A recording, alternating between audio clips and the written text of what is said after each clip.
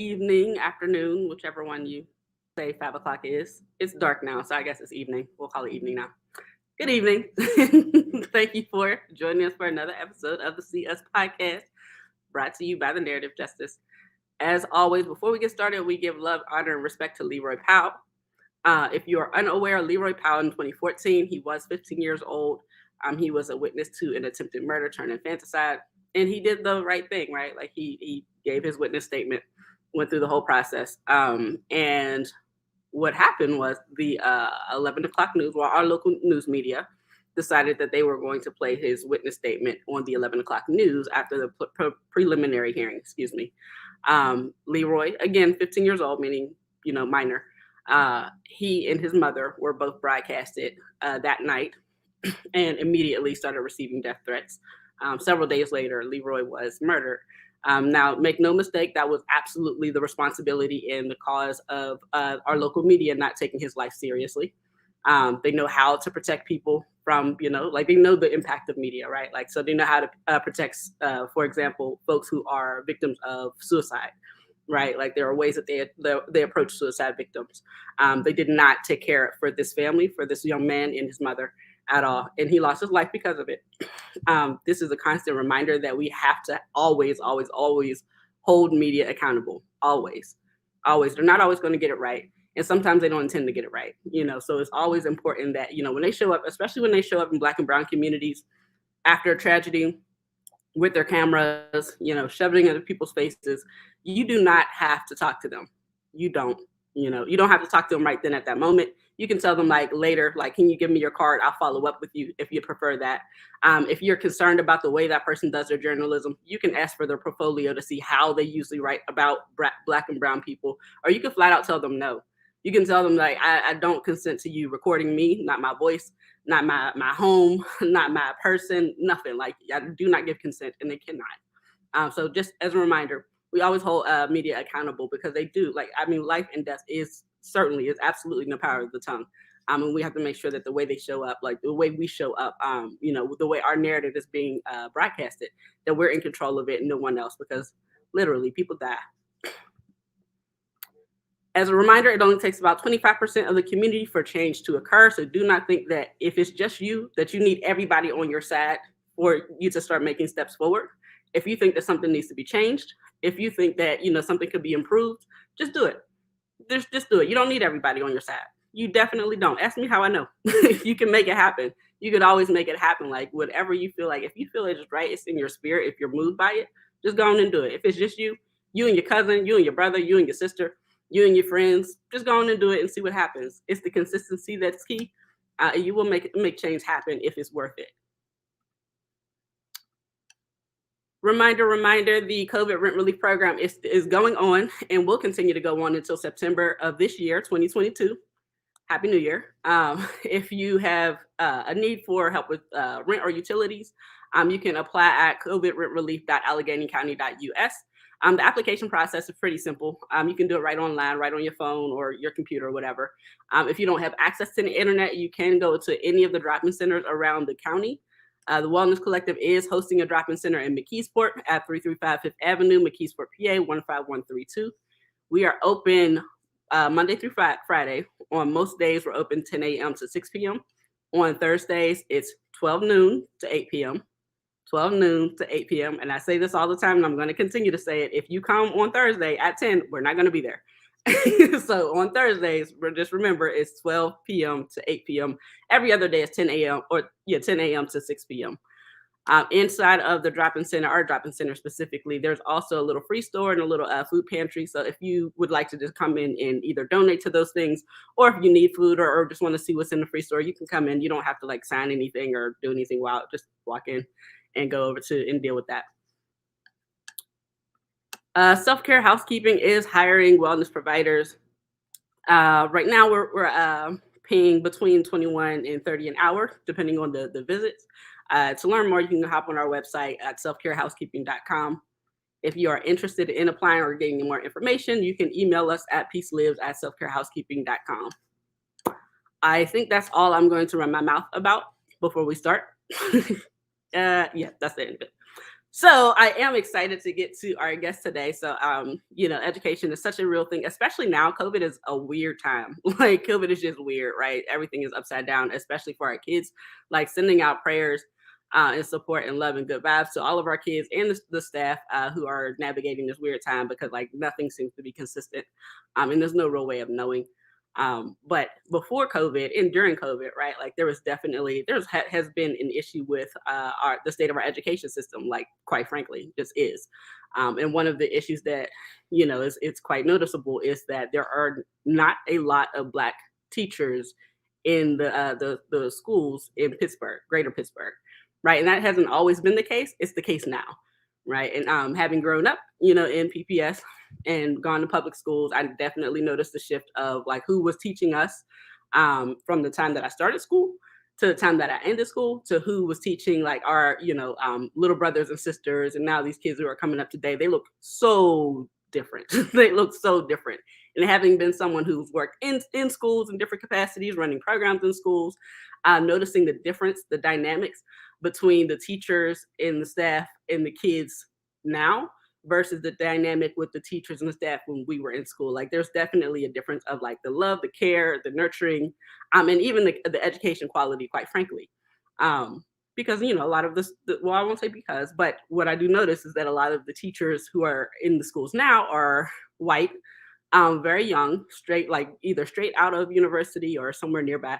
Um, yeah, like so I'm noting that because that's a thing that I noticed. So our guest today is a principal actually who I'm not going to tell too much. She can talk her own story, but she noticed, like that there is a disparity there as well, and has been, making it her own mission to change that narrative. So before I say anything else, I am going to bring up Principal Merisa Brown. Hello, how are you? I'm good. How are you? That's great. I'm doing great. Thank you so much for, agreeing to come on the show today. And thank you for like just reaching out generally, right, in the interwebs and such, looking for looking for the teachers. So first I want to ask you, like, where are you from? Are you from Pittsburgh? No, I am. I just call myself a Southerner. I grew up in Atlanta, Memphis, New Jersey, Chicago, North Carolina, but I moved up here from New Orleans. But I just claim the South because that's where I grew up. That's amazing. You lived everywhere, so you all over. Yeah. That sounds like a really cool experience. So did you come to Pittsburgh for work specifically, or is there something else that brought you here? Yes, I came here to be the principal at Urban Pathways. It brought me here. It was an offer I couldn't refuse. My husband was like, Pittsburgh. And I was like, yeah, yeah. Like, this seems like it's going to be a really fun experience getting to operate a school and impact some really good changes and bring the community into the school some more. And that's beautiful. That is beautiful. I'm glad that you're here. And so what I'm thinking about now is how long you've been here in the school capacity, and what your experience has been so far. I've been here like a month. I started on the 29th of November. It's been really interesting because my first day our kids were out because of COVID outbreaks all throughout the school. And so I didn't get to see my babies until the first week. So I really had no idea other than what I saw on the website what the population of my school was. But as I started to meet all of the teachers, I noticed that my 99.99% African American students were being led by Black women. Like my leadership team is amazing. It's full of just Black women who are just getting it and doing it. But the majority of my teachers are white women and a few white men. And it's been somewhat of a struggle. I've noticed a lot of cultural differences, things that just, a Black person would just be like, that's not a big deal. For example, like hair. We were arguing back and forth with the child about why she didn't want to take her hat off. And I just slid over and was like, sweetie, our edges, they're not laid. And she was like, yeah. I was like, okay, let's just go in the bathroom, put a little edge control on it, brush, brush, brush. And then we have to take the hat off. And it was fine. And so just noticing those very small things that like a Black person just knows, it's been challenging at the school. No, yeah, it's definitely like that cultural difference because we speak different languages, we have different experiences, and so being able to tell, like, a child does not want like fighting to not take their hat off, which seems small. It's like no, that's not, because think about like if she was forced to take the hat off, right, and there was no concern about why. and that opens her up to potential of being teased, for being very self-conscious, not being able to focus in school now because like I'm thinking about my appearance.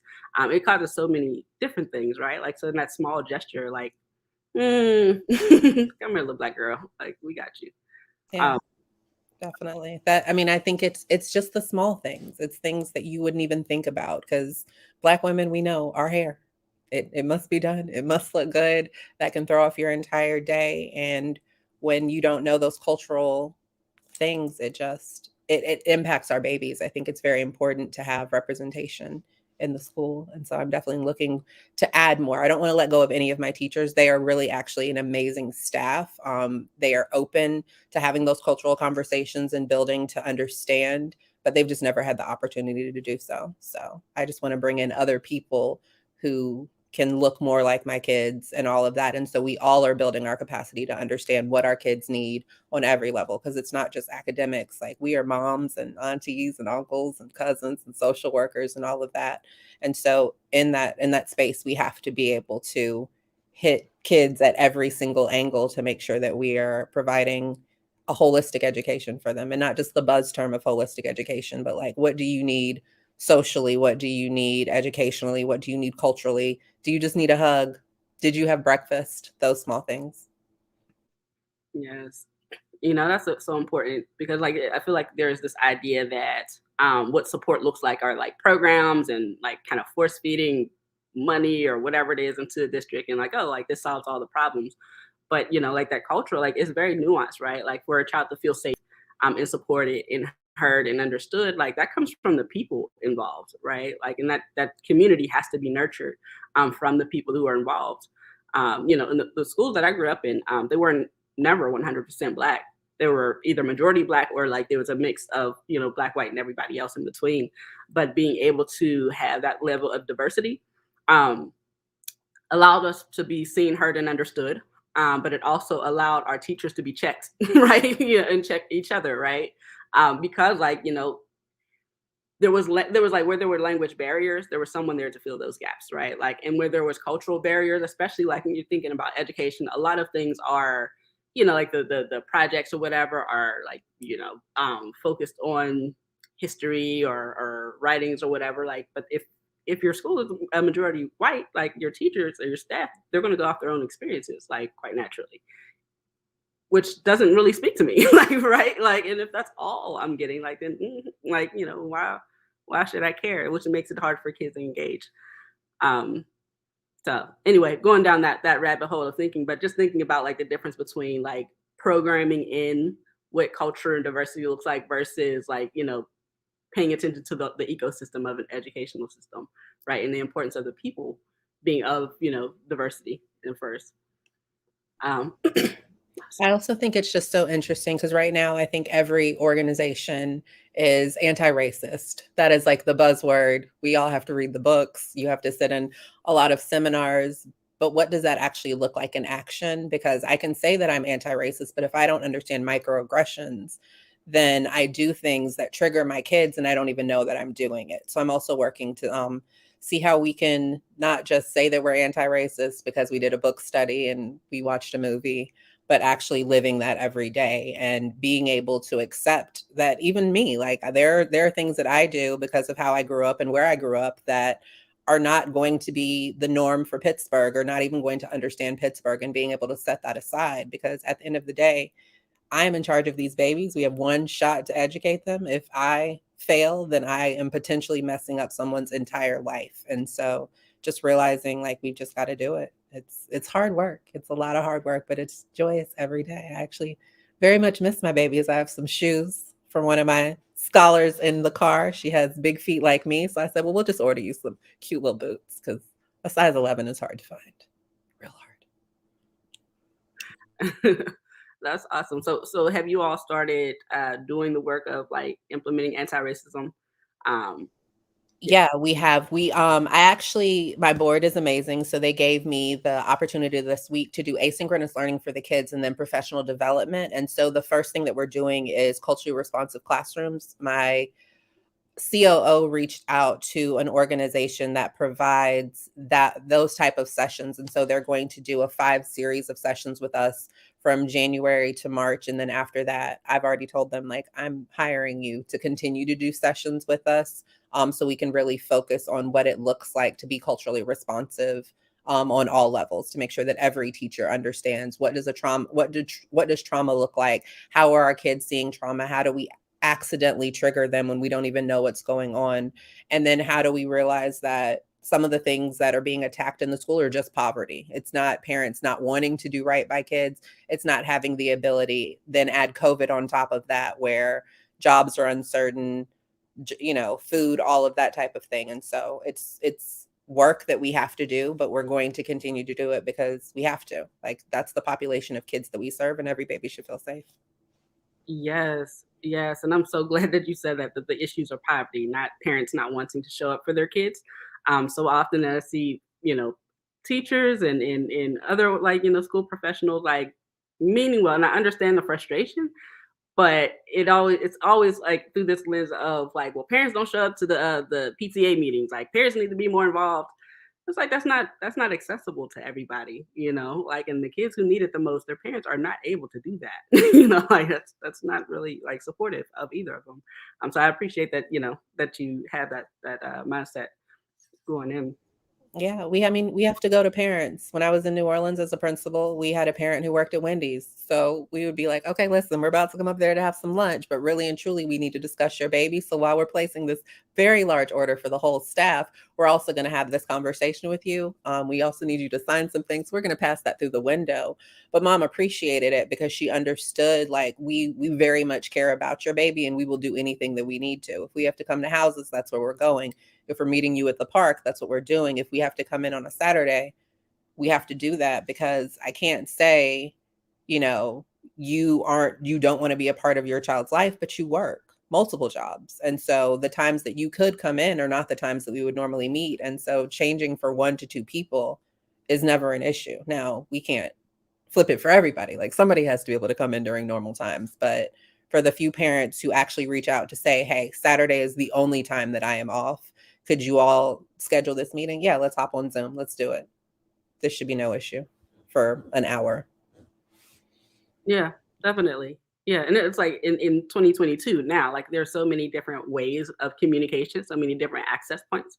Like, a couple of years ago, well, a few years ago, I was running a program with some kids, and I kept up with them like after the program ended, just to make sure that they were good. And several of them went to a particular school, and they told me that they were without an actual teacher in like either science or one of their core courses for months. And so, like, they had a substitute who was like completely unrelated to their subject matter and had like busy work for months. Like, so they had no real help or guidance or anything. Like, and they were failing because of it. And so, called up the school like, hey, what's going on with the babies? Like, what's going on with the school? And unfortunately, and quite frankly, I've done this several times, and it's there's a theme of the response being like, "There's nothing wrong. I don't know what you're talking about," and then saying that the kid is lying. It's like, I'm pretty sure that the child has no reason to lie. Like, there's absolutely no reason for them to lie. And so went up to the school, met with them to see, like, well, if y'all are saying that this isn't the case, cool, but what is happening? Because this child does not feel supported. What can we do to make sure the kids feel supported? And it turned into like a hour and a half or however long we were there, presentation of how the school is so great, and again how the parents are the problem, and the parents not, not, what was it, because it was specific to the communication. Like, they had an app or something for the school, so like whenever there were like news or whatever, or different things that would happen, they could push it out to the parents. It's like, okay, that's great. Like, that's a great way to keep folks like informed. What ways do the parents have to reach out to y'all like when they have like things, that they need to communicate? And that question to this day has not been answered. And so anyway, thinking about all of that, right? Like, so being responsive to like the actual people, like, these are people, like, these are bodies, like human beings, whole people involved. Like, and it's important that we're being responsive to their needs, rather than saying like, well, we built the school, so you have to come and do what we need you to do. um anyway, my little anecdote. So have you so far, knowing that there's a disparity, it sounds like you still have a pretty decent, environment that you all have, even if it is lacking in diversity. But I'm wondering if you all have experienced anything um, where race and ethnicity was like the center of the issue and it had to be worked out. If that makes sense. Not yet. It's literally my third week with kids, and so I haven't had anything where race was the issue. I have noticed like a little bit of language about like they can't or stuff like that, where I'm like, no, they can. If we tell a child they can do it, they can do it if we provide the supports and stuff. And so that was one of the biggest reasons why I pushed for this asynchronous week, because I'm like, I think that we are lowering our expectations or lowering to their academic level, which is fine in intervention. But when I look at my babies, like my third through fifth graders have to take a test and they have to show some type of proficiency. And though I'm not supposed to say this as a principal, I don't care about test scores. I care about my kids learning. If the test is one of the indicators that they are on track to being where they need to be, then that's what we're going to do. We're not going to teach the test, but we're going to teach the skills that children need to be successful on the test and also supplement other things. Like my babies just have to learn. They have to have a full academic program. It has to happen. And I don't care if we do it in a crazy and different way. Like I am all for that. We could dance on tables all day long as we learn what we're supposed to learn. So, but nothing outright racist has happened, and it will not. As far as I'm concerned, it can't. That's what I like to hear. Well, that's great to hear. I know, like you just got there, so I'm hoping that that is, just the energy across the board. That like there isn't just a culture of racism or harm that happens. Um, but in the event that something does happen, do you all already have like provisions set up, like to address racism, either coming from the students or the staff? Because I noticed that if it's coming from the staff, I feel like there's more likely to be policies and procedures on how to deal with that. Maybe not great ones, but they exist. But I have a hard time finding circumstances where the racism comes from other students and is dealt with in that manner. We have some policies that are in place, but more it's really just conversations. Like my babies, they're adorable. Like you'll say like describe the person and they will use every descriptor but race to describe someone. And I'm like, it's okay just to say the white woman in the red shirt. Like that's who she is. And they're like, that's racist. And I'm like, no, it's not. It's these are adjectives. They're describing her. She is white. She is wearing a red shirt. And that's the quickest way. So I think what we've been able to do is just have those conversations where like calling somebody black isn't a problem, calling someone white isn't a problem, African American, Polish American, like whatever it is that you want to be called, it's okay. And doing all of that, but also realizing that any derogatory terms, whether they are from my children to the staff or from the staff to the kids, just won't be tolerated. And so we have to be able to have those conversations because kids repeat some of the things that their parents say, and we have to be like, I know your mama may say that, but in this school today and every other day that you will be in this school, we can't say those things. We just haven't run into it. For me, I'm pretty blunt. I hit things head on where I'm like, friend, we can't say that because what if someone said this word? Now you're upset. Do we see how it's kind of the same thing? So yeah, I'm a middle school principal at heart. So I just tell children like, let's not do that. And then, for small children, doesn't that hurt our friends? We don't ever want to hurt our friends. And for like my third through fifth graders, it's just like, that's just not nice. It's just, no, it's rude. And we don't want to be rude. So. Oh, well, that's great that like you have an approach for that. Because like I said, like it feels like, and I don't necessarily know if it's intentional or not. I don't really feel like it's malicious, but I just don't think that folks, especially systems, know how to deal with racism in an effective way. um, and again, like the difference between like if it's an adult who is being overtly like racist, and it's easier to deal with. But if it's nuanced, right? Like if it's not quite racist, like or at least like racist in the way that we conceptualize it, then it's harder to deal with. And then when it's coming from another kid, like who might be spouting out something that they heard their parents say or something that they heard on TV or whatever, then that's it. It always seems like that's an entirely different thing that is easier to just ignore. or that just is what happens. Um, yeah. I'm sorry. um, so so you've been here a whole month. And consumed all of the things a month in COVID at that, so, taking in what's going on, the culture of things, and felt the need to make sure that there's more representation in the schools, based off your own experiences, etc. How have you been seeking, like get new staff that is more representative of the students?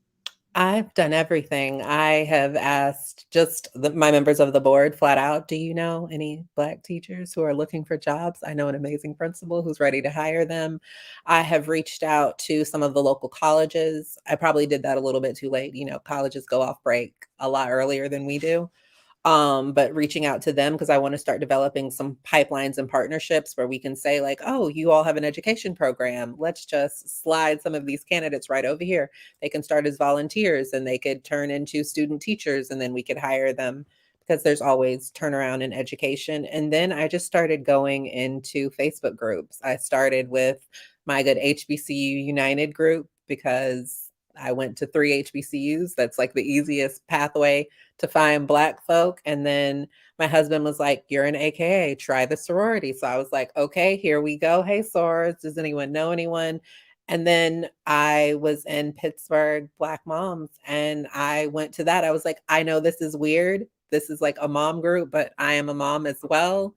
I'm a principal and I know that it's really important for Black children to be represented in schools. I know for me, I was the sole chocolate chip in all of my schools growing up. And I got my first Black teacher in 8th grade. He is amazing, Daryl Cotton. If he's ever listening, you're wonderful. He was my daughter's principal when she went to the same school. But other than him, until I went to Spelman, I had no Black professors, no Black teachers, no Black nothing. And so I understand like how much and how important it is. Like he developed my sense and my love for history because he taught in such different ways. Like he would give these random facts about people and you'd be like, wait, what? Where did you even find that information from? And he's like, well, if you would just read and not just the normal books, like other books. And so yeah, I've gone everywhere. I'm still looking. If there are other people who are out there who are looking for jobs, please, reach out because we still have positions that are open. I have about 5 positions that I have the ability to fill this year. And then I'm sure there will be more positions that we have open next year. So I'm hiring for that as well. Awesome. And what are the positions that you're hiring for? I am looking for a 5th grade ELA teacher, a 5th grade science and social studies teacher right now. My math teacher teaches math and science, but I really want people to focus on one subject, one content. I am looking for some interventionists, and I'm also looking for a 2nd grade teacher. We have a co-teaching model, and so we have 2 adults in that classroom, and I want to add one more person there. Okay, great. And can you explain what an interventionist is for Urban Pathways? Yeah. So our interventionist role, what I realized when I was looking at some of the data is that our kids aren't reading on grade level. The school that I came from previously, we had the role of interventionist where they used corrective reading. And we were able to move 36% of our kids to grade levels or more in a year using that program. And so I reached out to our head of intervention over there who's a contracted woman. She's amazing.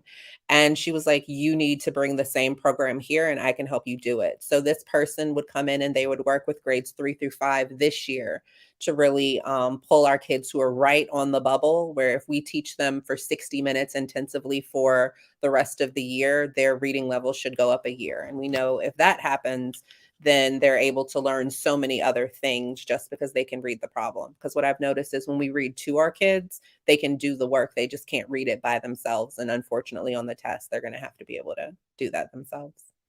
So just someone who you don't have, they could be a math teacher, they could be a science teacher, because we will train you how to do the intervention work. And it's a scripted curriculum. It is foolproof. I didn't believe it until Randy ran it for real. And I was like, oh, these babies are reading. Like we had a kindergarten parent who was like, I have to hide my cell phone because my daughter now reads my text messages. And we were like, that's the goal. That's the goal. So That is awesome. That's impressive. That is very impressive. That's great. Okay. So before I get to my other line of actually, no, I'm gonna ask. So I did see your post in Pittsburgh Brown Mamas, and I was like, yes, her. Like I want to help this. Um, and I had posted about you being on the podcast, and then there was this interesting conversation that came up. It was interesting to me. I know it's also hard, but it was interesting that there was a lot of educators who did respond, saying that either they are educators now, and it's hard for them to maintain, like to continue to be in this workforce, or they were educators and they had to remove themselves because they were not being supported by the administration, which is a very hard time for Black and Brown, Black specifically educators. And I'm wondering about what your thoughts are with that. I know you're new to the city and new to this area, but I am very curious about what your thoughts were about that, and what your thoughts might be of how to kind of correct that. Yeah, I think education right now is just hard. I left my school that I founded in the middle of the year because I was completely worn out. But for me, when I think of good educators, like everybody in my family is an educator except my dad. He's an attorney. I followed him kind of and then was like, oh, no, no, no. But when I think of like my grandfather, when he was a principal, he popped into classrooms, like he taught. My grandmother worked at his school. So she's the one who gets to tell those stories of like, yeah, he was my boss, but he was also teaching science down the hall when we didn't have someone. And when I think of how I am as a leader, my first 2 months at my previous job, I was the 8th grade ELA and social studies teacher. So I realized that some of the policies that I wrote were ridiculous because I had to run them. I was like, oh, wait, oh, no, no, we're going to cancel this one. Sorry, y'all. I apologize. And I think as administrators, you have to look at what you're asking people to do and then do it yourself because things look great on paper. Like everything looks really nice when you type up a one pager and you have a policy, but then children are children and adults are adults and humans are humans. And what is sitting on paper isn't truly the case. And then you add on not being supported by a job and you add on, all of the crazy stories that I've heard about principals doing foolish things and not thinking about, people's livelihoods and showing respect and doing all that. Education is a field where it's very easy to leave because the pay isn't great. No one teaches because they want to be a millionaire. You teach because you love kids. And then when you're disrespected by administration, you're disrespected by other kids, you're disrespected by parents, families, all of that, you could go be a manager at an Applebee's and make just as much. I have a friend who left to be a bartender. She makes more and doesn't have to take work home and no one yells at her.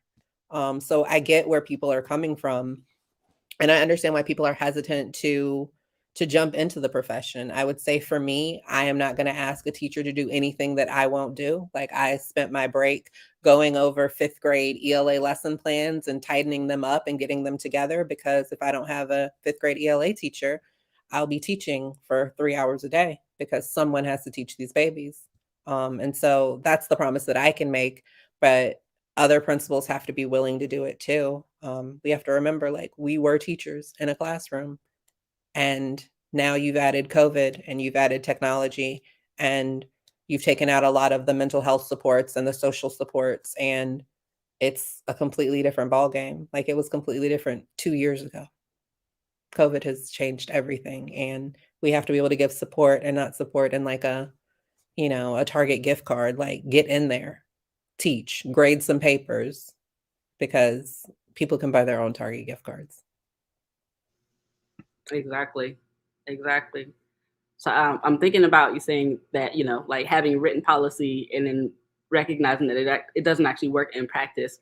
Uh, what does it look like for like for the policies, the procedures, like the things to be challenged in the schools, in your school specifically, for the better? Like how do teachers like approach that? I tell people, listen, I believe in this thing called two-way feedback. I should be able to tell teachers, like, here's the feedback that I'm giving you. But when I have my meetings with my direct reports, our meeting doesn't end until I get a piece of feedback as well. And it doesn't need to be like, oh, you should smile more or whatever. It needs to be like, Marsh, I need you coming in, or Miss Brown. I use both names interchangeably, but it should be like, you need to come into my classroom more and provide support. I need clarity on this, because if I'm not getting feedback from teachers and I think that everything's great, I'm not a psychic, so I'm going to think that everything's okay, and then people are going to quit, and I'm going to be blindsided. I just believe, like, let's not reinvent the wheel.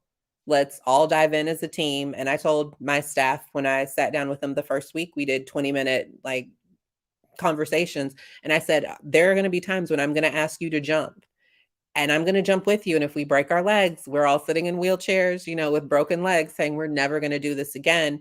But if we soar, we're soaring together. And so just know that I'm willing to break my legs with you, but I'm also willing to fly. And so sometimes, like tomorrow, I'm about to roll out a bunch of stuff. There might be some broken legs, but I'm doing it too, because we've got to try something. And what we're doing right now, isn't it? Mm, awesome. And did I hear you say that you started a school? Yeah, I worked for a district, and what it allows you to do, you get to be a principal in residence. And then, as the last year or the last semester of your principal in residency, you are a Rhodes Fellow and you are opening your own school. So I opened my school in 2020 in the midst of COVID, and found out 2 weeks before the school opened that we were going virtual. Thank you, New Orleans. They were like, "Just kidding, kids are gonna be virtual." So, yeah, opened up a school in the middle of COVID and then left it because we weren't being supported, it was unmanageable. And I love my babies, like, I still stalk them and send them messages and gifts and all that, because 'cause they're mine, and will follow them forever. Like, I have graduations that I've gotta go to in 4 years because 'cause they're my babies. That's definitely how it is. That's beautiful. Okay. So at Urban Pathways right now, are you all currently virtual or figured it Yes, out? we're virtual for this week, and then I'm going to look at the data on the 6th to determine if we're gonna stay virtual. Because the last thing I wanna do is bring all of COVID back into the building, and we'll probably know, based on how long it sits in people's bodies on Wednesday, whether or not, it's safe to bring our kids in. We go by the 5% rule. Right now, we're good, but who knows? People wake up and they have symptoms, they go get tested, and unfortunately, they get it because it is spreading like wildfire. Yeah, yeah. Pittsburgh, Greater Pittsburgh is really, really taking some hits as of late, and so I'm wondering about, and I've been wondering this since it started, right? Like because there was an expectation, right, that it was only gonna last for 2 weeks, and that's what flatten the curve, and we're like just stay in the house and we'll all be good, and that was 2 years ago, which is wild to think about, but also we don't actually know when it's going to end. Like, what that even looks like because there's a new variant every other day, like, and then I don't know how true this is, but I definitely have been hearing folks saying that they've gotten sick, but it's not COVID, but it feels like COVID and looks like COVID, which is, like something I can't even wrap my head around. Like it's having another variant of something else. Um, if, if this is extended and hopefully it's not, what does that look like for you all as a school? Is it still gonna be playing it by ear or is it? No, I just got in a shipment of 200 computers. Our IT tech had no break. He was over there flipping those computers because we have to be ready to go. So tomorrow we're doing a car parade where families are able to come and get laptops. And for the families who aren't able to, we're going to drive them. We're going to figure out ways to get to our families, whether we have to drop them off at work, sign this form. This is your computer, bring it back when this is over. And we're going to flip to a synchronous learning model on the computer. Like, we just have to go virtual because our kids still have to learn, because we don't, education is so up there. You don't know what the state is going to hold you to, and kids still have to go to the next grade next year. So we have to teach them. So we're ready to just flip everything virtual. We bought Nearpod so we could make sure that our kids were being interactive. It's an app that you can put onto a PowerPoint. It allows kids to sign in and you can see them doing work and you can give them feedback as they're doing it. And so kids won't just be sitting in front of a computer, with the mute button on watching television. We'll be like, "Excuse me, friend, I noticed that we're not answering this math problem, and now we need to call mom. Or we could do the problem and we don't have to call her at all. That's awesome. And so like well while we're still kind of figuring it out, how are you all providing like food for the kids since they're home? Yes. So we are still a feeder site. What we're doing is we're going to provide food on Monday, Wednesday, and Friday. So Monday for Monday and Tuesday, Wednesday for Wednesday and Thursday, Friday, we're going to provide food for the weekend as well. So we have the ability to give an extended supper, and we are working with some of the food pantries to be able to provide food. Our partnership person's pretty awesome. So she's been working, and then we just hired a social worker who's about to bring in all of her connections as well to make sure that none of our families are hungry ever. That's awesome. Because thinking about COVID, right? Like all of the other issues that pop up with not being able to go to school, like which means not being able to go to work, which means like more expenses for food and other things. That's great that you all have that figured out. Um, so I want to jump back to your search for new teaching professionals. Are you looking specifically in like the schools of education, or are you looking for other degree folks or I'm looking for anyone that would be willing to teach kids. The thing that I've noticed though is it's hard when you make that career switch. You've been an architect for years and you decide to go in to teach children. There is that learning curve. So the thing that I always try to be very honest with people is it's like kids will do things just to make you upset because it makes them smile. So do not let them know that they have annoyed you or that they are about to make you cry. I said, you cry in that bathroom, but you never cry or show anger in front of the kids because then they've won. And so, a lot of people who have been in education are like, oh, I know that. But, it's jarring when you have worked a whole nother profession and now you're in front of small children trying to get them to do something, or even larger children. Kids are just kids. So I'm willing to do it, but I'm very serious with people that you have to make a commitment to my babies. You cannot just teach for a month and then say, oh no, I can't do this unless you're dying. There's just no excuse because kids develop those relationships. They look forward to you coming in. And with my baby specifically, when I think of my fifth graders, they've lost so many teachers this year that they are my roughest crew because they're actually hurting. Like, but we know that because it's like you lost 3 teachers already. You've moved into a different building. You went virtual for a month. You've had instability. They've been at the school the longest, and there are only 5 faces that have been there the entire time that they were there. So I'm looking for people who are just willing to stay, make a commitment to the kids for at least a year. 2 years would be great. 3 years, life, retirement, that's even better. But understanding that the year commitment is what's necessary. yeah. So what would be the prerequisites? Like what are the requirements for someone to be considered to work in your school?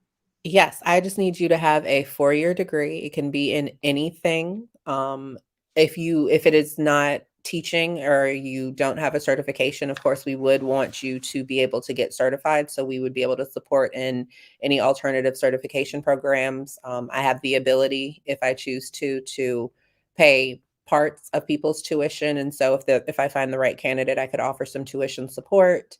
And then just be able to pass a background check. That's it. That's anything. Like you don't ever have to have taught before. I am a pretty good coach. I've coached first year teachers, no year teachers, fifth year teachers. So if you're just willing to take feedback and have a college degree, we'll take you. That is awesome. That is awesome. Also, I think there's something too like that sort of cross training or whatnot, like for someone who is in humanities versus someone who is in like technical trade. Like there's something about that I find valuable personally. So long as it's someone that works well with people, because not everybody's peoply. um, yeah. So what was my question? I gotta say, I'm pregnant now, and my ability to focus is harrowing at times. Congratulations. Thank you, thank you. um, oh, that's what I was thinking about. So COVID, very real thing. And with you speaking about like the turnover, like and the impact it has on the kids, like that is a very real thing that folks don't necessarily see unless it's something that you do. It makes me think about like, you know, working in different capacities as a social worker, in, you know, whatever area. And it's always the kids who do not have that consistency that are very difficult to work with because they don't have that base of trust, you know, like, you know, their attachment to different folks is really, really hard. I'm thinking about when I was a counselor, and when I started, our kids were something else. Like they were absolutely something else, and they intended to be too. They didn't expect us to stay, you know, and told us as much. Like in the midst of the fray, they told us like you're just going to leave, and me having to like verbally tell a child like I'm not leaving until y'all go. You know, I was a counselor at a behavior juvenile placement facility, you know, so like my goal was for our kids to leave successfully, you know, and it took for some months for them to see like it didn't matter what you did, I'm gonna come back, and you were a jerk yesterday but I'm gonna come back. You know, for them to start to build that trust. So all that to say, what does mental health support, and I kind of like hesitate to say mental health these days. It's what it is, but it's also been so pervasive that it feels kind of buzzwordy. But what is supporting mental health for the students and the staff look like for Urban Pathways at the moment? Yeah, for the staff, we're working with that group. I cannot remember the name of them off the top of my head, but they are coming in and they are able to provide intervention each week for people who need it. They can do individual counseling and then they can do group counseling. That was that group that we're signed up for 3 months, but we'll use forever as long as they will have us. And so we're able to do that. Then they have like the group counseling that they can do during PD sessions. So we're going to devote one PD a month for them to just for the teachers to get a space away from the rest of the administration, because I feel that's important. Like there are things that like you all need to talk about that just, download me on the topic so I can make sure that I'm supporting and all of that. In terms of the students, we are building that because we have two counselors at the school, one for K2, one for 3-5. And then I just hired a social worker who's starting in 2 weeks. And so just trying to figure out what the expectations of that role are to make sure that everybody's doing what they're supposed to do. I think prior to me coming, people have kind of done sessions when there's been a problem, but how do we take the social emotional curriculum that we have to mitigate problems or to see them coming ahead of time instead of being reactive? So one of the things that I wanted to work on is reading a book called Lost in Schools by Ross Greene. It talks about how behavior is a skill that's learned, like the same way we would teach 1 + 1 is 2. And if a child is, oh, sorry. If a child doesn't get that, we're going to bring out pictures and photographs and bears and all of that to be able to teach them behavior is the same way. So we have to attack it and, fix it in that way. So we're trying to build that. So that is not my area of expertise. So I always like to go to experts to bring them in to help us build those programs of support, because I am an academic person and I'll be the first one to admit sometimes I forget that like we have to think of the social emotional needs, especially with like the tinier children. Older kids will say the thing and yell and you're like, okay, you feel better now? But like my babies hold it in and you're like, you are a very angry kindergartner and I just don't know why. But you have a real reason to be angry, and I will sit on the floor and we will color and talk about it to figure out what's going on. That's awesome. I was as you were talking, I was thinking about like what does it look like to be proactive rather than reactive, especially for kids, right? Because that is what happens. You know, if there's a tragedy or something that happens in the school outside or in the community, there are like, you know, these responsive measures where like, you know, therapists will come in or some group will come in to work with the kids. But because it's reactive, like there's not that ability to build foundational like trust. Like, you know, like it's not a part of their everyday. And so like it's hard to engage. It's hard for adults to engage in like mental health support a lot of the time. So to ask a kid to with this person that I don't know, like, you know, I don't really know what that is. You know, and then a time like COVID, not only are they not in school consistently enough, but also people are dying. Like, they're losing folks left and right, and not only from COVID, but from people being lost in the community for different reasons and in different ways. And too often, but often enough, it's a tragedy, right? It's violently.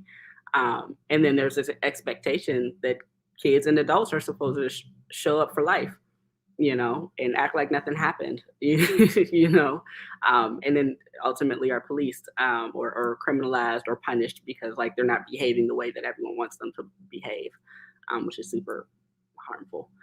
So, I appreciate that you are building that space and also like leaning on folks who do this, right? Like, because it is important. So I wanted to ask, is there anything else that you feel is important for folks to know about you, about the school, about your mission, vision? Yeah, I mean, for me, I can just say, like, if anyone had told me that I would have been a principal, I would have laughed. I was not supposed to be an educator, but I love the kids. I try to approach education in a fun way. Like tomorrow, I'm bringing my teachers in. I came from New Orleans, so they are walking into full Mardi Gras, just everything. There are balloons on the floor, there are beads and streamers everywhere. It has been I ordered king cake. It just got here yesterday. So they are going to experience that. They're coming into music. And so I like to do the same thing with the kids. Like I like to make work fun. We have to spend a lot of time together. And so you might as well have fun, be able to just, hey, we're ordering pizza, we're doing this thing. And so I try to educate kids in out of the box ways. Like if you can come up with a song, come up with a song. Because if you can show me that you've mastered the content, you've mastered the content. So yeah, we're pretty fun to work with, I would say. Just because I like to have fun at work. I like to laugh. I have to be serious at times, but the majority of the time I like to just be having fun because it's something I really love. Like I love being a principal. I love going into the school. There's nothing, greater than a kindergartner's hug. They're just so cute. And yeah. And even my fifth graders, they are just as whatever sometimes, but like I love going and hanging out with them. I was getting my nails done and I looked over and I was like, is that one of my students? And she was like, Miss Marsh, we're gonna get our nails done every Saturday, huh? And I was like, well, not every Saturday, but we can schedule our appointment. And if you're acting right, I'll let you pick my nails. And she's now working to like make it through the 2 weeks. So she will always get to pick my nails. So just yeah, building relationships in different ways, having fun with the kids, having fun with adults. Yeah, I'm bringing as much New Orleans joy that is school appropriate, of course, as I can. That's amazing. That is amazing. I'm so glad to hear that. I'm excited about what Urban Pathways is going to look like in the next few months, the next year, and then beyond that. And I do know that there's always like different initiatives for this particular thing, right? I know Propel has been working on an initiative to diversify their staff as well. One of the schools, Propel Homestead, there's a Propel Munhall and Homestead, I think, but Propel Homestead, I happened to was running a program there, and they had this beautiful staff that was just like so in tune to the kids and the curriculum, and this is reminding me of that. So I'm very excited because that was like one of the best experience I've ever had, directly and tertiary to the actual program. So I'm excited about what this is going to look like for you all. Anyone who is interested in applying for, to work at Urban Pathways K-5 or want more information, you can contact Principal Merisa Brown at mmarsh at upcsk5.net. Again, she is at Urban Pathways K-5. There is an older school, so she is at the K-5, the baby school with the little peoples. I very much want to thank you, Principal Brown, for being here again and sharing all that you've shared, everything about yourself, about your intentions, and just the way that you approach education and administrating education, right? Because that is very important. I really, really do hope that folks do lean into everything that you're doing, and I'm here to support however we can support it. Is there anything else you'd like to say before we say peace out today? No, just anybody, please. If you know anyone, send them to me. If they're hesitant, I'm pretty good at convincing people, but we will take anyone, anybody who's here for the babies and making sure that they learn and feel safe and loved. Beautiful. Thank you so much again. Thank you.